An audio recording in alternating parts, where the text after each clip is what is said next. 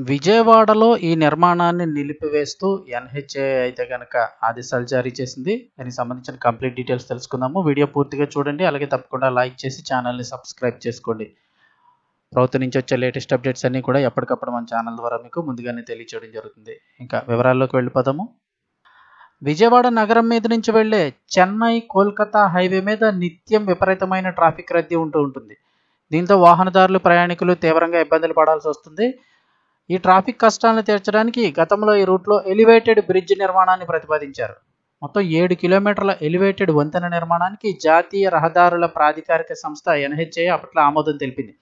దీంతో త్వరలోనే నగరంలో ట్రాఫిక్ సమస్యలు తొలగిపోతాయని భావించిన విజయవాడ వాసులకు తాజాగా ఎన్‌హెచ్ఏఐ షాక్ ఇచ్చింది.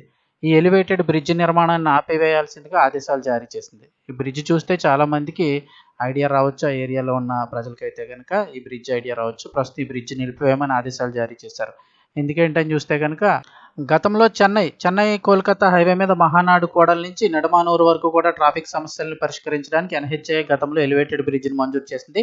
ఈ వంతెన నిర్మాణానికి సుమారు 700 కోట్లు ఖర్చు అవుతుందని అంచనా వేశారు. అయితే విజయవాడ పశ్చిమ బైపాస్ త్వరలో అందుబాటులోకి రానుంది. అలానే ఔటర్ రింగ్ రోడ్డు కూడా మంజూరైంది. దీంతో విజయవాడ నగరంలో ఎలివేటెడ్ వంతెన అవసరం లేదని ఇప్పుడు ఎన్‌హెచ్ఏఐ అధికారులు నిర్ణయించారు.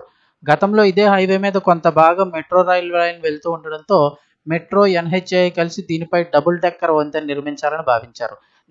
దీనికి సంబంధించిన డిజైన్ DPRలను కూడా మెట్రో అధికారులు రూపొందిస్తున్నారు. అయితే ఇప్పుడు కొత్త బైపాస్ రోడ్లు వస్తూ ఉండడంతో ప్రస్తుతం ఈ ప్రణాళిక మారింది. మహానాడు కూడలి మాదిగా రాంవరపాడు రింగు, ఎనికేపాడు, నిడమానూరు జంక్షన్ వరకు ఉన్న ఈ హైవే మీద ప్రతిరోజు విపరీతమైన ట్రాఫిక్ రద్దీ ఉంటుంది. ఉదయం, సాయంత్రం సమయాల్లో కిలోమీటర్ల మేర వాహనాలు నిలిచిపోయి గంటల కొద్దీ ట్రాఫిక్లో చిక్కుకోవాల్సి వస్తోంది. వర్షం పడితే పరిస్థితి మరింత దారుణం. దీనికి పరిష్కారంగా ఎలివేటెడ్ బ్రిడ్జ్ నిర్మించాలని భావించారు కానీ ఇప్పుడు ఈ ప్రతిపాదన అయితే విరమించుకోవడం జరిగింది. సాధారణంగా ఏదైనా నగరం మీదుగా వెళ్లే హైవేకి బైపాస్ నిర్మించి వెహికల్స్ని కనుక మళ్లిస్తే పాత హైవేను రాష్ట్ర ప్రభుత్వానికి అప్పగించేస్తారు. అప్పుడు ఎన్‌హెచ్ఏఐ వన్ టైం ఇంప్రూవ్మెంట్ కింద పాత హైవేను అభివృద్ధి చేసి రాష్ట్ర ప్రభుత్వానికి అప్పగిస్తుంది. అలానే ఇప్పుడు విజయవాడ మీదుగా వెళ్లే చెన్నై కోల్కతా హైవేపై వాహనాలను కాజా నుంచి చినౌటిపల్లి వరకు నిర్మించిన విజయవాడ పశ్చిమ బైపాస్కు మళ్లించనున్నారు. దీంతో ఈ మార్గంలో ఉన్న ప్రస్తుత హైవేను రాష్ట్ర ప్రభుత్వానికి అప్పగిస్తారు. ఈ క్రమంలో మరి రాష్ట్ర ప్రభుత్వం వన్ టైం ఇంప్రూవ్మెంట్ కింద మహానాడు కూడల నుంచి నిడమానూరు వరకు కూడా హైవేపై వంతెన నిర్మించివ్వాలని ఎన్‌హెచ్ఏఐని అయితే కోరే అవకాశం ఉందంటున్నారు.